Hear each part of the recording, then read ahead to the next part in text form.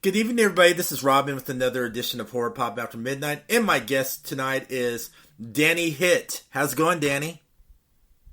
It's going great, Robin. Thanks for having me on, buddy. Yeah, how's the weather over there in California? You know, it's typical Southern California weather right now. It's June gloom. Shoot. I love it. Yeah, it's nice. Yeah, I know. I'm missing it because I go back every year. I'm from there too, and every time I talk to people or interview people from California, you guys make me homesick. It's time to come back out for a visit, brother.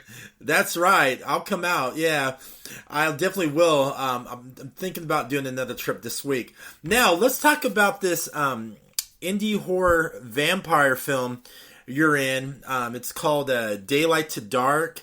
And it's written by, Kenny Scott Guffey and Roland Jarrett, and also directed by Jake C. Young, who is also in the film as a vampire hunter, Jonah Helsing. Let's start off with that film. How'd you become part of this project with these guys? So, really interesting, man. I didn't know these guys. I know Roland, obviously, because he was also the writer of American Vampire from, way back, back in the 90s. And one day out of the blue, I get a message from Roland on LinkedIn. I don't know if he used LinkedIn, but, I happen to be on there. And he messages me, and he's like, I'm just thinking, like, oh, cool, Roland. I haven't heard from him in a while, and I thought he was just reaching out to say hi. And he started telling me about, these filmmakers in Kentucky, Kenny Scott Guffey and Jake C. Young. And he's like, oh, they're great guys. And I'm working on this script with them. I'm writing it with them called Daylight to Dark. And, we would love to have you, involved somehow because it kind of, is tied into American Vampire. I'm like, what? So that's kind of how that ball got rolling there. I think it's cool because you still play your surfer dude Boogie, and it's 25 years later after American Vampire, and your character's still in Daylight to Dark, and you're still going around on your mission killing those crazy vampires. Right? Yeah. No, that's what was cool about it is Bogey's alive. It's like you said, 20 some years later, and his whole life's been going on, and meanwhile, this new, Daylight to Dark, perspective of the world's taking place, and it's like those worlds kind of came together, and now Bogey is, kind of an advisor for a bit, to the one of the lead characters, trying to give you some advice through my YouTube channel in the movie. So it's kind of neat to see how Bogey's progressed over the years, Yeah, I also checked out the Red Band trailer, and I call it Horgasmic with a vampire bite. Nice. I love it, man. That's awesome. I love that review. Thank you so much. Yeah. No, it's a fun trailer. Jake did a great job with it. He does all the primary editing, and super talented, man. We're just really talented guys, and real happy to be, to know them now and call them my friends and be making a movie with them. It's been cool. And also another known actress who's in this film too is Tuesday Night. So what was it like to work with Tuesday Night, and how did she become part of this project as well? Because she's been doing a lot of indie horror lately. Yeah, so I mean, everyone knows Tuesday Night. Obviously got started from Nightmare on Elm Street there, and it was. I think she's been on Kenny and Jake's radar probably for quite some time. They've made a few other movies before Daylight to Dark, and I think she was. Every director, filmmaker's kind of got like their wish list of actors that they'd like to work with, and I think Tuesday was probably at top of their list there, and I think that's probably what initiated them to want to reach out to her and see like, wow, could we get her? Would she be interested? And you roll the dice, and it was the right answer, the right time. She was so really cool to have her, as a part of the film. My scene doesn't take place with her, so I didn't actually meet her until last night. We were doing a different interview premiere of the trailer, so that was actually my first time meeting her too, which was pretty cool. But yeah, she was really awesome. We were all just really stoked to have her, on board to be in the film. So where were you guys at for that premiere trailer? So we were spread out all across the country. I was here in California. I'm in Orange County, and Tuesday, I think she lives in Oregon, so she was home in Oregon there, and Kenny and Jake are out in Kentucky. I think Denny, one of the other actors in the film, I think he's also in Kentucky as well. So, we were kind of, and then the host, I believe, was maybe Kentucky or Tennessee. So yeah, it was pretty cool. We're all kind of spread out across the country, but came together and talked about the movie, and then we all got to premiere the trailer together. So that was really cool. That's pretty cool to get to premiere the trailer. So, since the trailer's been premiered, so how's the audience taking it of what you've seen of this film coming out? Awesome, man. It was a really cool response. It was because the thing we did last night was it was a live feed, live broadcast. So, it was real time, people commenting. It was really cool to see all the comments coming through. Asking questions. And I think people are just really excited to get that full experience of that little taste that they got from the trailer there. So it was cool, man. There was a lot of excitement about it. We're really excited to release the film to the world there. Now, also, you got to work with Jack C. Young, like I said, as Jonah, Helsing. What was it like to work with him on screen? Since you didn't, since how was the chemistry between you guys? Did you guys feel comfortable with each other? Did you guys play off real well, or how did that work between you guys? Those are great questions. So, it's interesting. My scene was kind of a unique scene because I'm actually in it by myself. It was more of a monologue, so I didn't even have to fly out to Kentucky. I shot my scenes here in California, and then we sent it out to the guys in Kentucky, and they cut it in.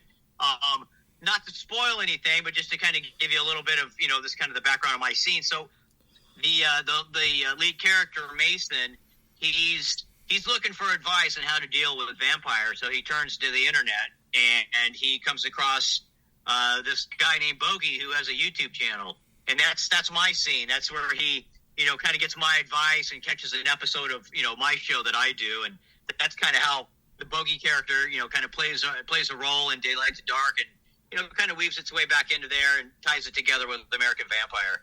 So it was really interesting. It was kind of cool because it was basically a monologue doing my own show, essentially, kind of like what you do. But instead of interviewing somebody, I was just kind of talking to the world, talking to my audience. So it'll be interesting how it plays out with the rest of the film there. Now, let's go back to American Vampire. I finally watched it. I finally seen it, Nice, man. That's awesome. Because I had to. It's an oldie now. Yeah, I know. I'm an oldie myself. You're probably an oldie too. Back in the '90s, where you had. I am, man. Yeah. You had the straight. I got that vampire blood in me. Keeps me young though. Exactly. And remember those straight to DVD videos that would come to the mom and pop video stores? Yes. Yeah. Yeah, man. That film kind of. You want to hear a funny story about the American Vampire DVD? Yeah, go ahead. Okay, so you remember back in the day, when we'd all watch our movies, we'd go to where would we go? Blockbuster, Hollywood Video, right? Uh-huh. Or a mom and pop. Yeah. So where I lived, we had both. We had a Blockbuster, we had a Hollywood Video. So I used to go into both of those and find my movie, American Vampire, and I would pull it out so it'd be sticking out a little bit so people would walk by and be like, oh, what is this? And then hopefully, get a little more attention that way. That's pretty funny. And plus, in American Vampire, you got to work with, like an icon in the film, too. Rest in peace for him.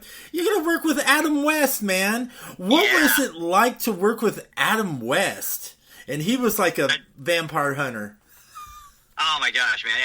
He's all the Hollywood, legend that you would expect. I mean, all the stories, we didn't have him on set for too many days. He was on, I think, maybe 3 days total. We shot all the scenes, and then, sent him on his way. But, I mean, just hearing all the stories of his life in Hollywood and, in movies, and, man, it was amazing. It was like a art, film history kind of life lesson, it was super cool. And what a great guy, man. I mean, he's just so appreciative, you could tell he just loved the business. He loved acting, and he loved being there. It was great. It was really cool. I feel honored to have been able to work with somebody like Adam West. I mean, what a legend.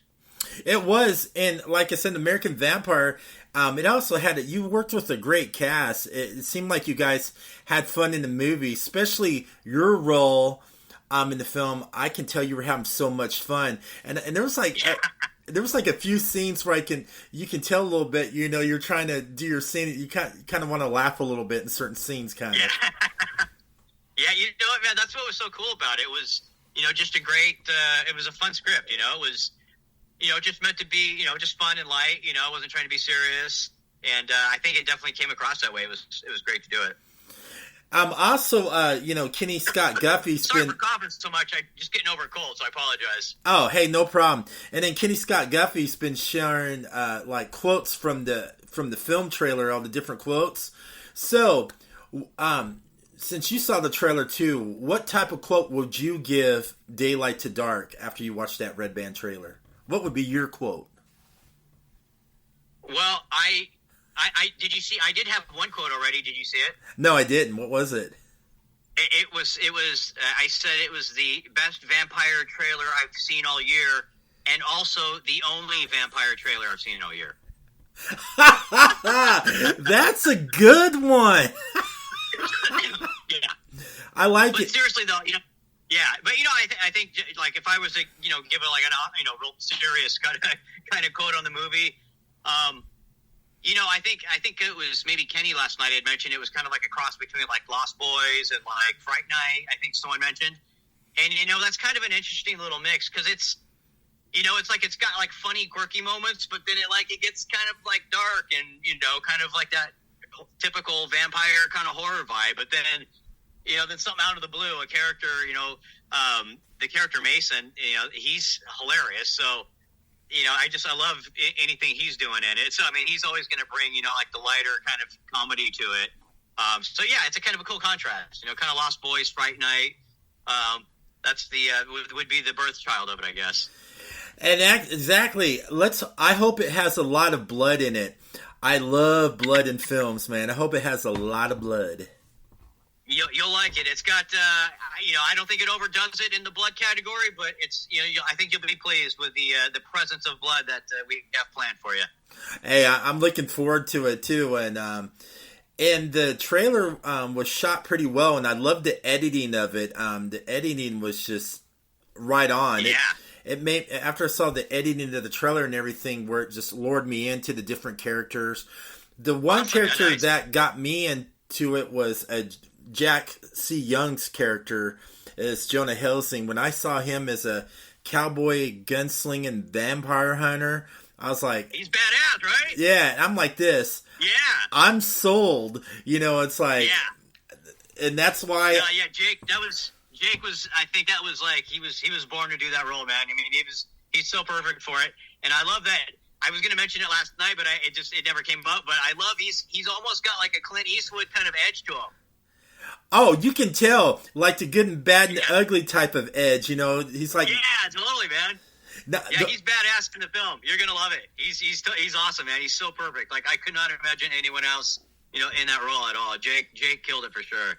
Oh, and he's an awesome editor. He's also the guy who's editing the film. So the trailer you saw, he edited that. Yeah, he's super talented. Behind the camera too. Oh, that's pretty awesome too.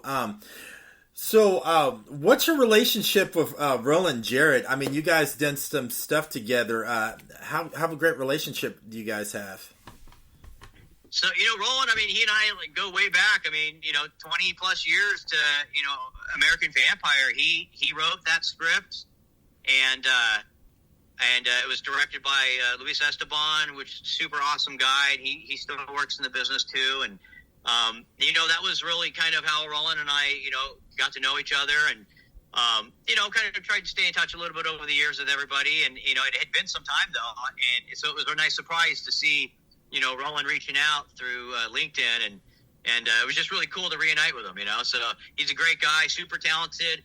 Aside from a writer, I mean, he's a super talented musician. You should definitely check him out and hear his music. So yeah, just a great all around guy. Great guy to know for sure. That's pretty good. I was looking up some of your stuff you did too. I looked up one. You did an episode of a classic TV series, back in the 90s. You watch it now. You can watch it on TV. It's so cheesy. You were in an episode of Renegade with Lorenzo Lamas. What was it like to work with Reno Reigns, Lorenzo Lamas? Dude, that's awesome. You know Reno Reigns, man. That's awesome. You know, it was way cool, man. It was super fun. All those shows were all shot down in San Diego. I was also on High Tide with Rick Springfield. I don't know if you remember Rick Springfield at all, but yeah, I do. He had a show back in the 90s. I was on that as well. But yeah, Lorenzo Lamas, man, he was super cool. I mean, the dude was legend, you know. I'm like, you know, standing there next to him, pardon me, doing our scene, you know. I'm like, wow, look at it. He looks even more amazing in person. Like, he's got the cool long hair and, you know, just looks awesome, you know. So he was a cool dude. It was a fun show to be on for sure.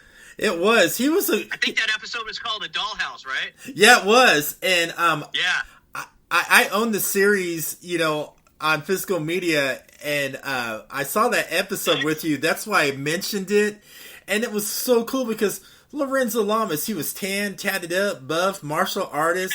He had that cool bike, and he got the cool chicks.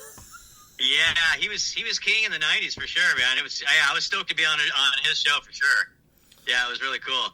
So yeah, it was fun. All those shows used to shoot down in San Diego, so it was kind of like, you know, if you're an actor, you know, and kind of in that San Diego circle, you just kind of, you know, it was a small pool. So one casting director was kind of working on all the shows, and once you got to know the casting director, it was kind of cool to like work on all the shows down there. Yeah, I know who Rick Springfield is. He did a lot of stuff, and I do remember High Tide. What was it? Right. What was it like to work with Rick Springfield? How cool was he on the set? Man, he was super cool, man. Like, just like the coolest guy, and plus I was already a huge fan of Rick Springfield. Obviously, Jesse's Girl, you know. Yeah. I mean, I loved that song when I was a kid, and I'm like, holy crap, this is Jesse's Girl right here, you know. But it was awesome, and it was. What was really cool about it is the scene that we did was, so in his TV show, he played a private investigator. Yeah. And in that particular episode, I'm just like this punk beach kid he sees riding down the boardwalk on a stolen bike. It's a bike they're looking for because it's part of this crime. Yeah. So, and he's on rollerblades, so now it turns into this chase going down the boardwalk. You know, he's on rollerblades. I'm on this 3-wheel bike. You know, he's chasing me down there.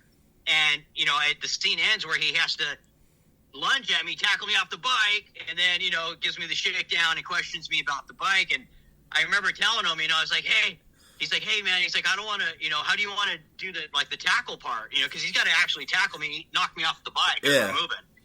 And I'm like, I don't want it to look fake. I was like, you know, and plus I was pretty new actor, so I was like, man, I don't want this to look fake at all. I want you to hit me hard, like, hit me off the bike, like, tackle me hard, you know, like, you're really going to take me down. He's like, all right.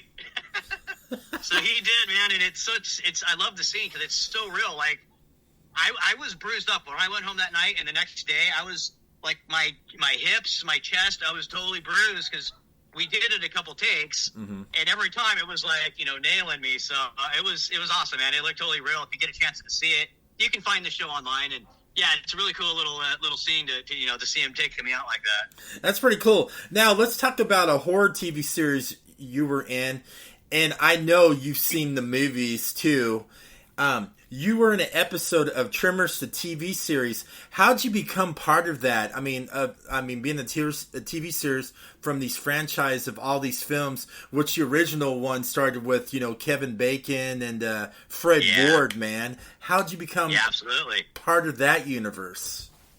Yeah, I know. I mean, again, man, I feel fortunate, you know. I was like, wow, you know, to be a part of that, you know. You know, I mean, like you said, I was a longtime fan.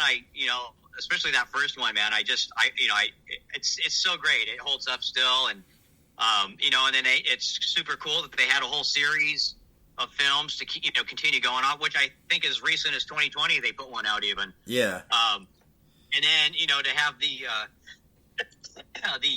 TV series kind of running, you know, simultaneous with the film franchise going, which was really cool. Like, who does that, you know? And you know, once again, just I think it was kind of through that San Diego market of, you know, just the right opportunity came up. It was an episode where they needed a scientist that was part of this scientific team that was, you know, doing some research on the graboids, and so that's kind of how, you know, how I play into it with the science team that I was, you know, in the scene with, and super cool that I get to, you know, get hit by an alien plant essentially, and with acid in my face, and it pretty much melts me down to my skeleton. I don't know if you've seen the scene, but yeah, that was awesome, man. I mean, just the special effects makeup, that was definitely the coolest I think I've ever had to be had a part of, anyways. All right, now let's go back to Daylight to Dark. Okay, this is a scenario. It's going to be you, Jack, Kenny, and Roland. Okay, say you guys were the characters in the film. So which one would survive? Which one would be the killer? Which one would be the antagonist? And which one would be like the know-it-all? I mean, if you guys were in that, if it was you guys as that characters, how would all that play out? I love that. That's funny. I think easy right off the bat, Jake would be the survivor. I think just naturally he just falls right into that role, so he would be the survivor. I think the killer would either probably be Kenny or myself. It's kind of a toss-up. I'm not quite sure there.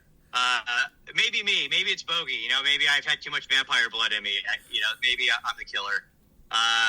And then what were the other options? Roland would be what's left? The know-it-all? Okay. Oh, there you go. He's the writer. So he's like the intellect. There we go. He would be the one that kind of guides us and kind of gets us through from point A to point B. And then I guess since I'm the killer, and then Kenny would be, I guess, the guy that got killed. Yeah. Yeah, that's right. You can put the little South Park reference in it. Yeah, you killed Kenny. Yeah, there we go, man. I love it. Maybe it could be like another sequel to it all. Like it's like, oh, the real world people were actually vampires. Something like that. Oh, that would. Hey, I'd pay to see that. Now let's talk about Bogey. Let's talk about his wardrobe, man. That Hawaiian surfer shirt. Did you steal that from Magnum PI in Hawaii? I see, but you saw the authenticity, right? That was very Hawaiian. Yes. Right? So I took a lot of time finding that shirt, and you know where I found it? Where? Where do we find everything nowadays? The Goodwill?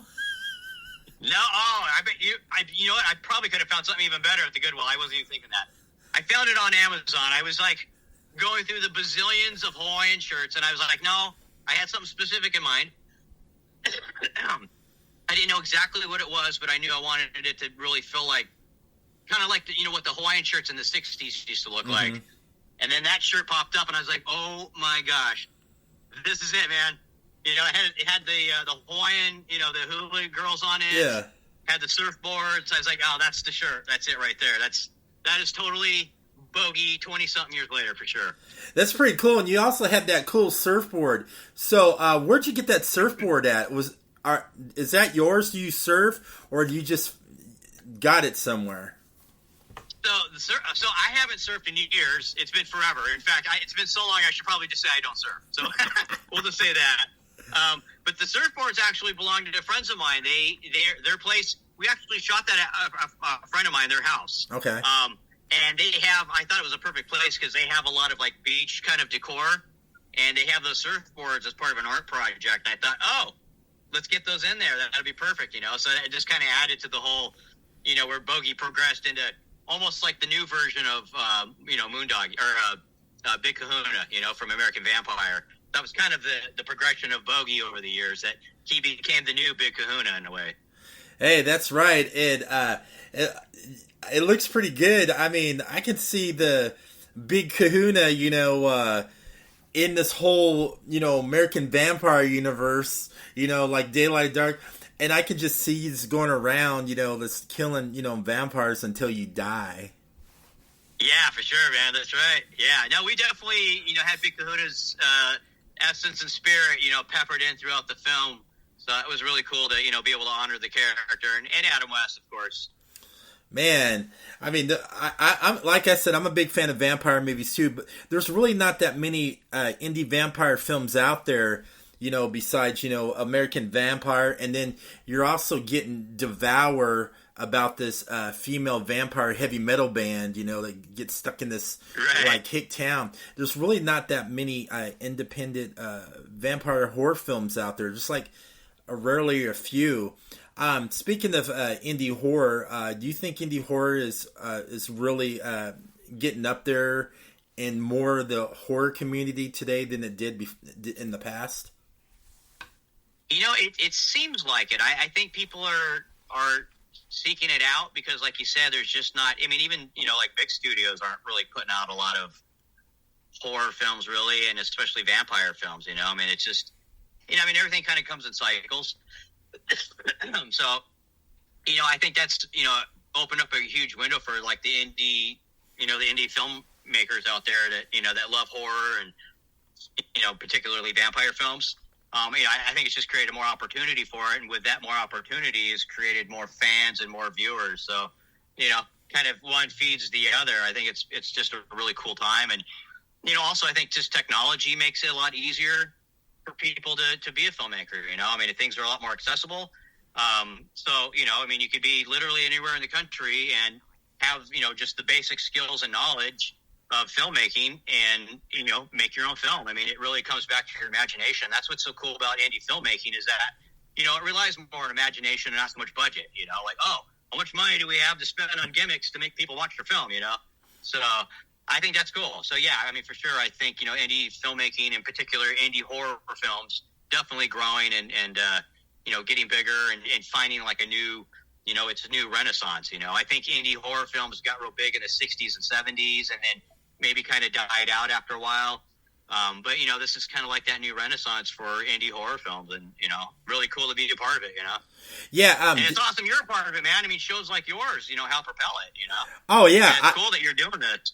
Yeah, I love supporting indie horror, man. Indie horror is where it's at. I mean, I love, interviewing, different people in the world of indie horror. I love covering film festivals, conventions, and all that. Right. I just love it. I love it, and I want to share it to the world. There's some great indie horror out there, and if I see an indie horror film that I like, and the certain filmmaker, because indie horror filmmakers have their little different, unique of style, how they film certain films. Some of it comes from a trauma past in their life, or some comes, they're night owls, they never go to bed, so they get sleep deprived and just write something crazy. I just like indie horror because they put their heart and soul into the film. I mean, they try to make it as passionate as possible. Be like, hey, Absolutely. I hope. Okay, now for Daylight to Dark, since we saw the trailer, has it been like finished and edited? Are we going to be? Is it like sold to a distributor, or is it going to be at any film festivals, or what? Do you know any of that? Yeah, so I know. So they're still filming some. They got some scenes still, and I know this weekend, in fact, they were shooting some scenes. Mm-hmm. But I know they're getting pretty close to wrapping up, like all the principal photography for everything. Uh-huh. And then I believe they're trying to shoot for like summertime to have it released and start getting distributed. I know they were talking about distribution as well. So hopefully by end of summer, it'll start getting out there and being accessible for people to watch it and dig in.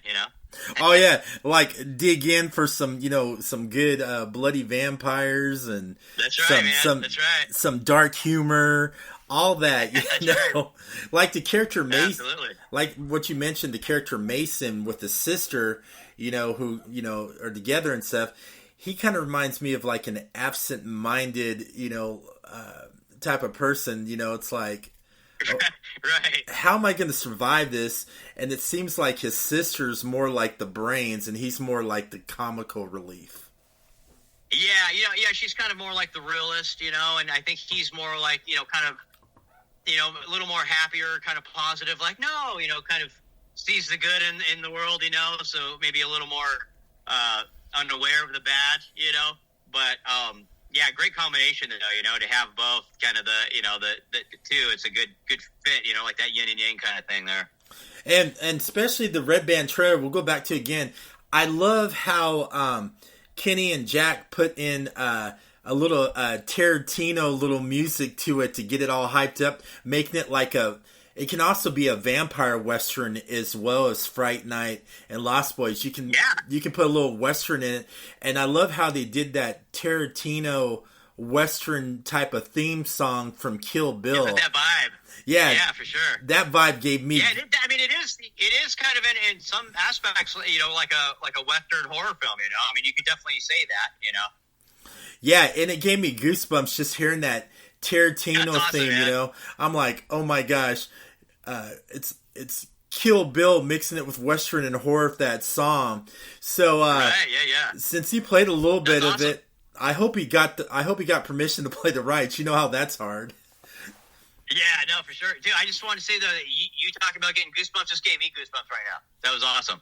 Oh, it did, because that's awesome. I played the trailer like 4 times just to hear that Tarantino-esque to it. And I'm like, oh gosh, Yeah, it's got a good vibe, right? Yeah. Yeah, the music, man.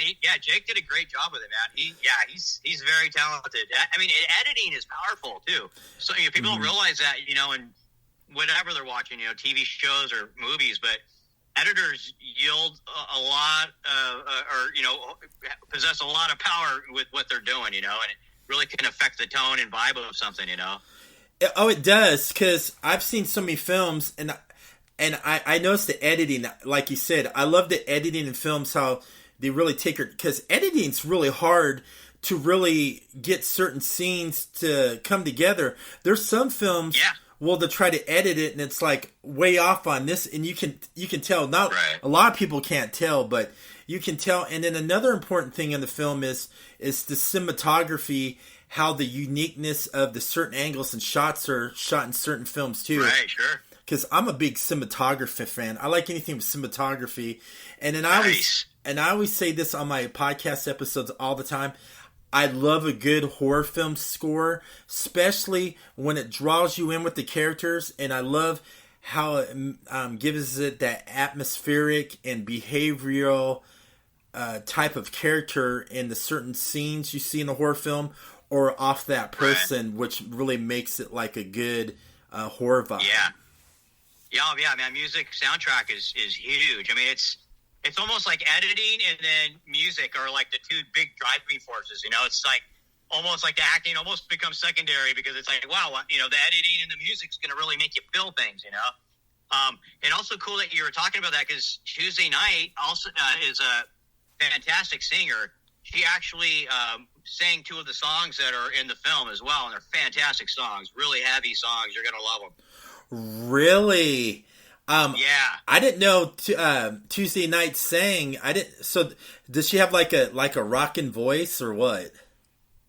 She's got an amazing voice. The songs, one of them's kind of like that, like real heavy, kind of almost like a goth kind of rock kind of vibe to it, but like that slower kind of.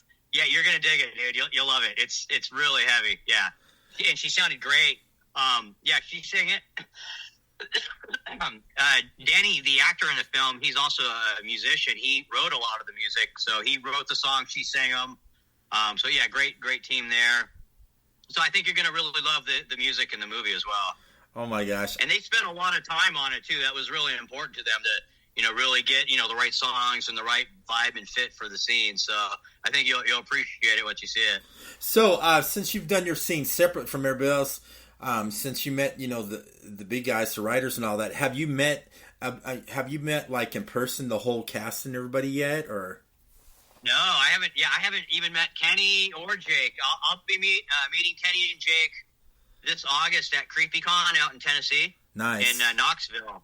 I don't know. Are you going to be going there? It seems like something you should be at. Yeah, I've been to that convention before. If you guys are going to be there, I may take a trip. It's like a 5.5 hour drive for me, which is not that far.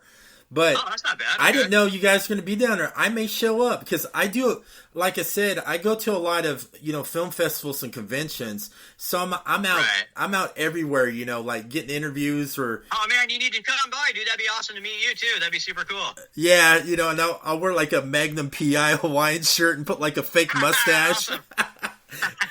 Be like, that'd be awesome. Be like, hi, I'm Thomas Magnum. Nice. Yeah, you could be my. Awesome, man. You could be my Higgins. There you go.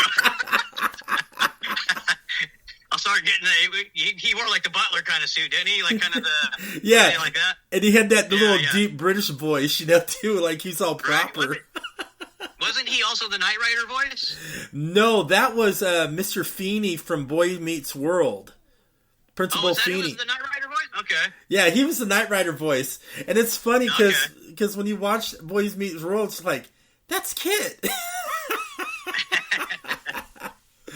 But yeah, awesome. So have you done any other horror films? Have you been part of any other horror film projects or?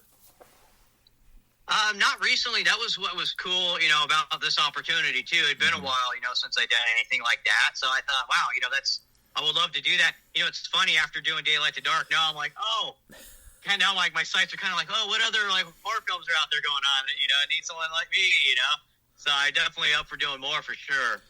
And but like you said, just trying to help out the indie horror film, just being a part of it and helping it grow.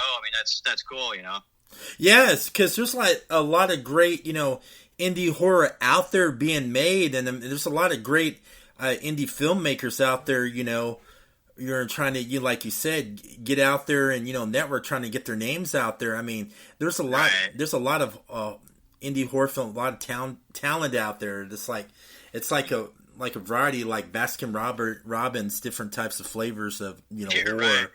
Which, yeah, for sure. Which is like pretty wild, and I always get excited about indie horror. I'm getting a little bit known more in the community, and everybody knows how much my passion's for it, and I try to get out there for everybody else. Something gets people to watch something fresh and different, because there's now you see a few like indie horror films showing up on the big screens for a certain amount of days. From the Terrifiers, from the Pooh, Blood and Honey, and that violence of nature, that film that came out, which is pretty good. And I love how they're giving indie horror filmmakers a little bit push on the bigger screens to more screens so people can see it, and where hardly people don't see it and are like, okay, I just found this film. How come I never heard of it before? I just saw it streaming one day, like on Tubi or Amazon. It's like, how come I wasn't aware of this film? It's like, Yeah, that's the tough part about, the indie horror is that it's, I think it's just, as it is, with mainstream stuff, there's so much of it now, and then it's like, wow, there's also a lot of indie horror, but it just, it's kind of hard to like filter through everything to get to it, it's almost like, kind of like that giant menu at Cheesecake Factory, It's like, oh my gosh, it's so much stuff, It's like, what do you pick? Where do you start? But that's what's cool. Like shows like yours, man. You definitely, you help, at least kind of funnel people into horror indie film, and that's what's cool, man. It's again, thanks for doing your show and supporting films like ours. We really appreciate it. So is the Indiegogo still going on? If people want to go onto their Indiegogo and get some cool perks, is that still going on? I believe it is. I definitely check it out. I believe it's still going on. And then, of course, you can go to the film website to, contact, Kenny and Jake. Any questions or just, anything to support or get involved or, just a question even. They love hearing from people. So, anyone even remotely thinking about contacting them, definitely do it. Yes. If Daylight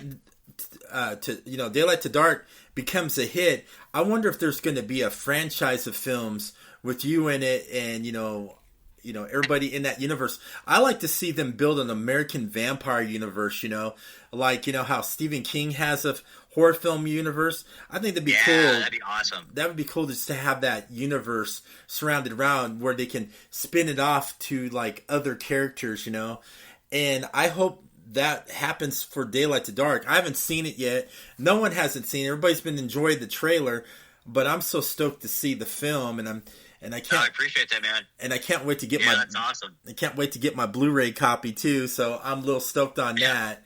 And nice. And like you said earlier, I had Jack and Kenny on the podcast, and those guys were a blast. You can tell they're real passionate about their craft, and they do really love horror. And you can also tell they're putting their heart and all their hard work into Daylight to Dark, just to make it that great indie vampire film. And I have a feeling it's, in my opinion, I have a feeling it's going to be a hit. I mean, the trailer, like we talked about, thank you, man.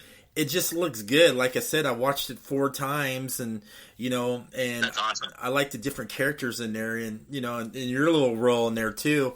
But yeah, nice. I hope it goes good for them, man, because I've been telling people. No, I appreciate that, brother. Thank you. Yeah, I've been telling some of my friends in the community to check these guys out. It's like, hey, man, you need to check out this film.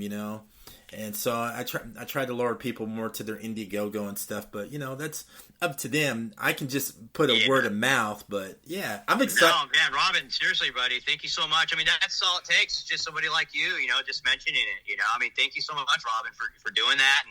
And like you said, I mean, yeah, Kenny and Jake are just. I mean, this is all just pure passion for me. I mean, and that's the cool thing about, again, not to keep circling back to it, but like indie horror filmmaking is that.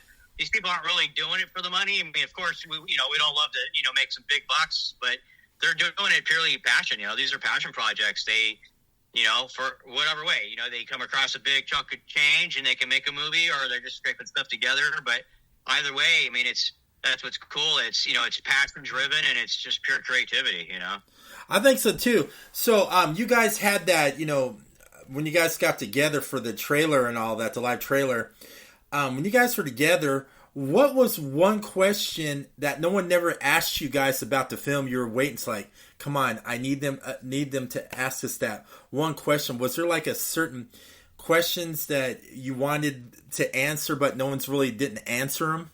I mean, ask you that question. Well, let's see. It was one popular question that came up was, what was it like working with Tuesday? Of course, I mean, she's amazing. Yeah. So, unfortunately, I wasn't, able to answer that, but, again, just really excited to be a part of the same project with her, and she did a great job. And like I said, with her singing, yeah, I don't know, any kind of unique question. People were asking, well, there was some stuff I couldn't answer just because, I'm out here in California, but they were asking, some questions came up like, where did you guys shoot this, or some of the locations, which is really cool because I'm into that too. Anything I watch, I'm always like, do I recognize it? Do I know where that's at? Can I go there? So that came up a lot. That's always a fun question, especially, when you're local, like, oh, they were shooting in like my area, I go there, or that looks familiar. I know that corner. So that was probably some of the things that, were coming up. I was like, oh, I wish I could jump in on that because I love that kind of, that kind of stuff. But okay. Out here in California, that stuff. Yeah, I got a question for you. Say you weren't part of this film and you heard about Daylight to Dark, you saw the trailer, you were really into it, you like vampires. What would be that one question that you would ask Kenny, Jack, and Roland if you didn't know them and you saw the trailer and you were part of their live feed? What would be that one question you would ask them? Oh, I probably would. I think I would ask them, and you know what, now that I'm saying this, I think maybe somebody did ask this, but I would probably ask them what was, really the inspiration behind this particular story. Because, I think they kind of came up with the general story, and they kind of wrote that out, and then that's when they partnered with Roland, and, he came in and kind of polished it up and, put his magic on it. So I think that would probably be my question was, would be, what was the impetus behind, this particular story, and how did they come to this? Because it's kind of unique, it's a little different. So, it always makes me curious, like, oh, anytime something's different or unique, like, oh, how did they come up with that? Usually, Hollywood nowadays, we just keep seeing a lot of the same stuff over and over, recycled, rehashed. So, uniqueness is definitely like a unicorn, nowadays. Do you think your character Bogey would ever get a spin-off film just about him? It's possible. Doing all this makes me think, what's funny is a long time ago, I kind of had a sequel idea for American Vampire. Uh-huh. So all of this, it's kind of like almost like kind of reignited that. Like, oh yeah, that's right, I had that idea. What was that about? But I could definitely see that. It's kind of interesting to see because Bogey now is just another vampire slayer. And it's kind of his slant and perspective on it, which is kind of more, you almost think, oh, is this guy even serious about this? Is he just kind of a slacker? But then all of a sudden it's like, whoa, he did it, And, a lot of that carries over from Big Kahuna. That was kind of the vibe of like, is this guy like an old surfer dude, or does he really have this background and this knowledge, And we find out, yeah, he does, I mean, he's the one that turns me, Bogey, back into immortal from being a vampire for, a short time. So, which was awesome, man. When I first got the script and I saw that I turned into a vampire, I was so stoked. Oh, anybody would be stoked. I'd be stoked. Yeah. I'd be stoked to be one of the victims that got like bit by one. I'd be like, right? Yeah. I still have my vampire teeth from that movie too. Oh, you still have your vampire teeth from the movie? I do. Yeah, they're in storage, but I still have them. No kidding. Yeah, they're in this like nice case. They look like, oh, those look like they were probably expensive. Yeah, they were nice. They were good vampire teeth, good quality. Oh, I bet it was. That's so cool. Yeah. So, what are your next projects you're going to be doing next? So I also work behind the camera right now with a film partner of mine. We're actually doing some kind of like a commercial, some promos for a spice company. I know it sounds funny, but yeah, we're doing that. And which is fun. We were doing some test footage because I've never really shot a lot of food. Like, those nice up-close shots, slow motion with the coming down, bouncing off. So, yeah, looking forward to that. And then Kenny and I have also just started kicking around the idea of a sort of a sci-fi audio-only sort of podcast series. Oh, nice. So we're working on that also. Yeah. Yeah, it's called Cosmo Bros. Oh, that's cool. I'm interested because I like sci-fi too. I'll definitely have to check that out. Nice. So, do you think you and Kenny would get together and like write a horror film together too? Do you see that in the long future? I definitely 100% see that happening. We've already kind of talked about that and thrown some ideas around in that regard too. So, I mean, that's definitely out there. And, what's cool, these guys, I mean, I joke around. I tell Kenny this. I was like, man, you're a doer. You get the idea and then you do it. It's like, all right, idea done. What's the first step? And I love that. He's very inspiring, and same with Jake. So I definitely see, doing more stuff with them in the future. That's pretty good. So where can everybody find you on social media, and also follow Daylight to Dark so they can know what's going to be coming up next? Yeah, so Daylight to Dark, you can find it on, the normal social media, Facebook, Instagram, and also the website. And you can find me on IMDb, Danny Hitt, and then also on Facebook under my name, Danny Hitt, as well. You can follow me there. And then, stay tuned, man, because, we're getting close. Movie will be out soon. And I think, like I said, end of summer, so that'll be a cool way to wrap summer up with a fun vampire movie and kickstart Halloween for us all. That's pretty good. Hey, Danny, thank you so much for coming on. My pleasure, Robin. Thank you, man. Thank you for doing your show, too, man. I mean, seriously, it's people like you doing shows like this that, just keep that horror community getting bigger and bigger, man. So thank you so much. Hey, I appreciate you supporting Daylight to Dark. Oh, yeah, I can't wait. But thank you so much. And everybody, thank you for listening to Horror Pop After Midnight.